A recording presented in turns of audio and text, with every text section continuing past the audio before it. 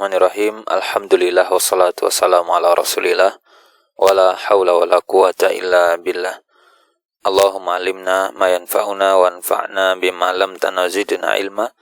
Allahumma arinal haqqa haqqan warzuqna tiba'ah warinal batila batilan warzuqna ijtinabah. Baik, kembali kita lanjutkan dalam pelajaran kitab Umdatul Fiqh. Kita masuk di bab al-mashu ala al-khufain, itu bab tentang mengusap khuf.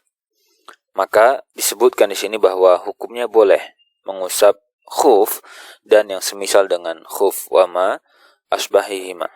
Dan apa yang semisal dengan khuf yaitu seperti al-jawarib, yaitu kaos kaki yang tebal ya, as-safiqah, yang ini dipakai atau dipasangkan di kedua kaki dan bagian luar dari khuf. Yang apa catatannya? Yang menjadi syarat yang harus digarisbawahi di situ adalah allati tajawazal ka'bain. Berarti nanti dia itu harus melebihi 2 mata kaki. Karena ada khuf, kalau sekarang orang misalkan pakai kaos kaki yang kaos kakinya ada stylenya itu di bawah mata kaki, itu enggak masuk. Ya. Berarti dia harus melebihi 2 mata kaki. Dan kemudian catatannya lagi fi taharati sughra. Itu adalah, ini berlaku kalau dia nanti untuk bersuci dari hadas kecil. Dan yauman wa lailah, berarti masanya itu hanya 1 hari 1 malam, yauman dan lailah. Lil mukim, kalau memang statusnya dia orang yang mukim, di kampungnya tidak melakukan safar.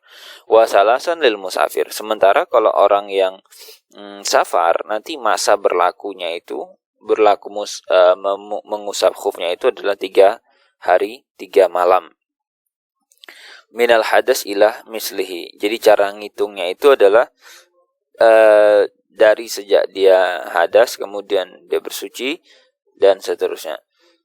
Li qauli rasuli, karena Nabi sallallahu alaihi wasallam bersabda, yamsaul musafir salasata ayyamin. Orang yang musafir dia boleh usap khufnya selama 3 hari 3 malam. Walayalihinna, kemudian yang mukim itu boleh usap khufnya 1 hari 1 malam. Ini riwayat Muslim. Kemudian dikatakan ketika seorang muslim ya mata masaha suman qadatil muddah, ketika dia tadi itu ngusap khuf, ini berarti paragraf kedua. Karena di sini ada 4 paragraf, 3 paragraf ya. Nah, ketika kita ngusap terus kemudian habis masa yang tadi yang disebutkan tadi ya, atau mungkin belum habis tapi kita udah buka duluan, khala'a qabla, jadi sudah kita copot sebelum habis, itu batalat taharatu, maka berarti konsekuensinya taharahnya batal saat itu juga.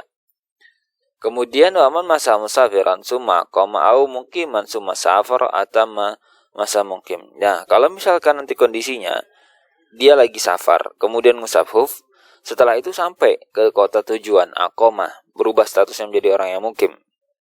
Atau sebaliknya, gitu kan. Dia ngusap khufnya ketika mukim, baru kemudian safar, maka acuan mana yang kita pakai? Acuannya adalah sempurnakan acuan untuk orang yang mukim.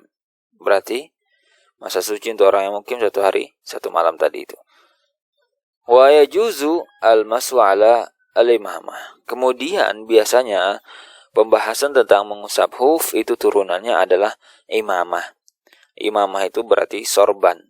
Nah, boleh kita katanya mengusap sorban idza kana zatu du'abah, atau kalau misalkan imamah itu ya lilitan di pinggirnya itu menutupi seluruh bagian kepala, satirah li jami' ras. Jadi boleh dalam kondisi surban yang seperti apa? Yang dia itu menutupi seluruh kepala, illa majaratil ada bikasfi, kecuali nanti kalau memang surban yang terkadang dipakai tapi ada kepala yang mungkin dibuka, tapi itu memang nggak mungkin gitu loh. Istilahnya seluruhnya didominasi oleh sorban tertutup, kecuali memang ada bagian-bagian misalkan di bagian tengkuk belakang itu kan ada sedikit rambut mungkin yang nggak ketutup, ya itu lain cerita gitu ya.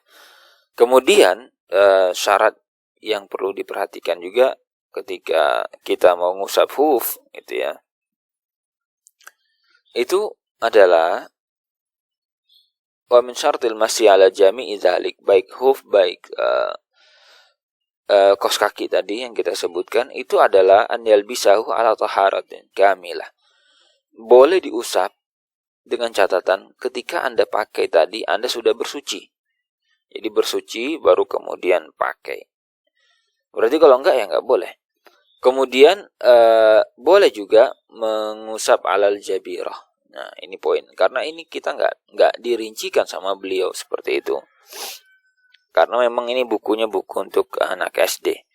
Jadi dikasih statement enggak tahu alasannya kenapa gitu ya. Pokoknya statement hasil jadi output. Nah, boleh kita ngusap jabirah. Jabirah itu perban. Kalau memang perban itu hanya dipakai gitu ya, lam yata'adda bi syaddiha mawdi'a al-hajah ila an yahillah. Jadi memang beneran perbannya itu untuk menutup bagian yang benar-benar luka. Jadi enggak melebar kemana-mana gitu ya. Nah, boleh sampai kapan? Ilaan ini sampai dilepas, sampai perban itu dicopot. Boleh kita usap. Dan laki-laki ataupun perempuan dalam masalah mengusap ini itu sama mereka, tidak ada pengecualian. Illa anal mar'ata la tamsahalal imama. Cuman mungkin di situ ada catatan, ya perempuan enggak mengusap serban ya. Sorban itu kan yang pakai laki-laki bukan perempuan. Baik, itu 3 paragraf tentang mengusap khuf. Ya, catatannya seperti itu. Dan sebenarnya ini lebih banyak perinciannya sebenarnya ya, tapi beliau hanya menyebutkan poin-poin ringkas saja seperti itu. Dan kita akan masuk di bab berikutnya. Silakan simak video berikutnya.